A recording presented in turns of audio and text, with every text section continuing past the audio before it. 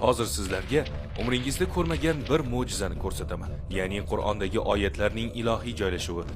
Bu mo'jizalar shu darajada aniqki, ko'rish uchun qarashning o'zi kifoya.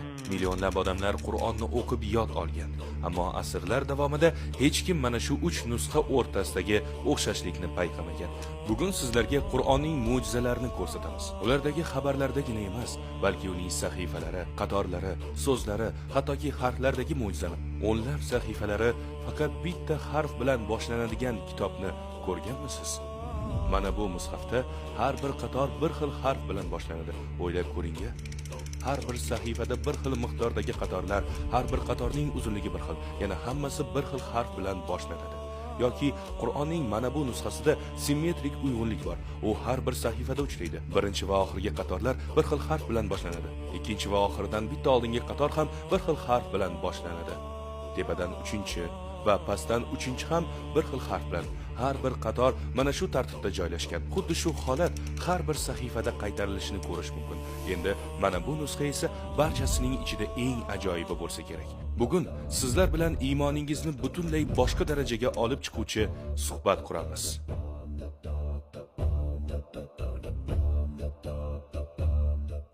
Hofiz Usmon Nuriy 1800-yillarda yashagan xattot edi. U butun boshli Qur'onni 106 marotaba qo'lda yozib chiqqan. Ha, 106 marta. Ammo undan qolgan buyuk meros faqat yozma mushaf emasdi, balki hozirda butun dunyoda qabul qilingan yozuv uslubi va sahifa tuzilishi edi.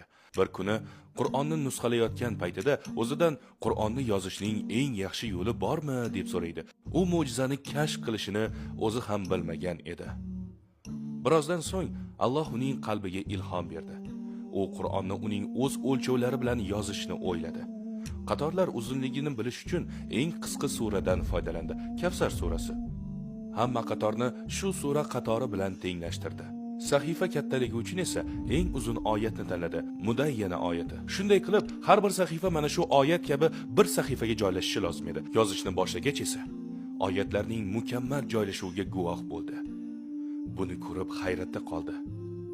Har bir sahifa oyat bilan boshlanib, oyat bilan tugaydigan bo'ldi.